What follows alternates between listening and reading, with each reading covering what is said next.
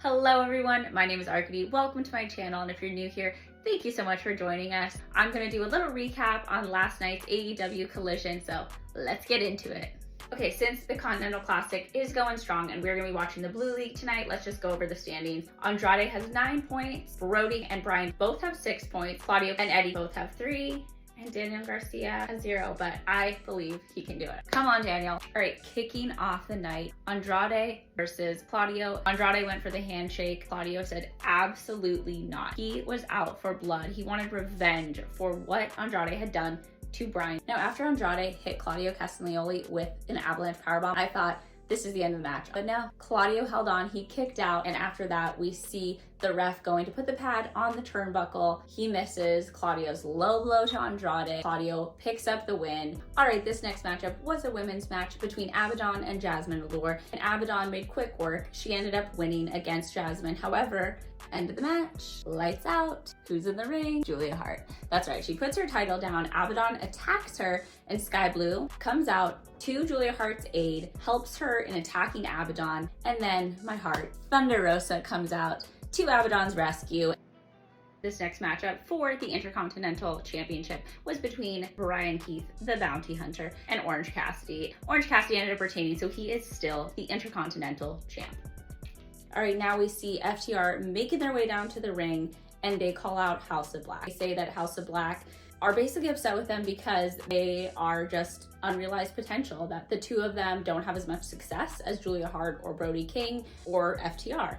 Lights go out, House of Black comes on the screen. They reiterate that once again, after their attack, nobody came to their aid, nobody is standing by their side, and that House of Black is the only family they have. They symbolize this by taking a photo of Dax's family, his wife and daughter, burning it and saying House of Black now is the only family they have. I am not a fan of blood in matches, and this next one was a tough watch for me, but I did it for you guys, okay? This was a Texas street fight between Mercedes Martinez and Diamante versus Chris Statlander and Willow Nightingale. This was a brawl, okay? They came out to the ring with bats, metal pipes, tables laid out everywhere. I mean, at one point we saw Diamante going through the metal steps, some thumbtacks in the butt, in the back, in the shoulders. Yeah, it was brutal. Towards the end of the match, we saw Willow go through a table. However, Chris Statlander ended up getting the pin against Diamante. Up next, we saw The Machine, Brian Cage versus Kerry Wright. Brian Cage was using Kerry Wright's body as bicep curls. If that doesn't tell you the strength that this man has, I don't know what will. Brian Cage put Kerry Wright away.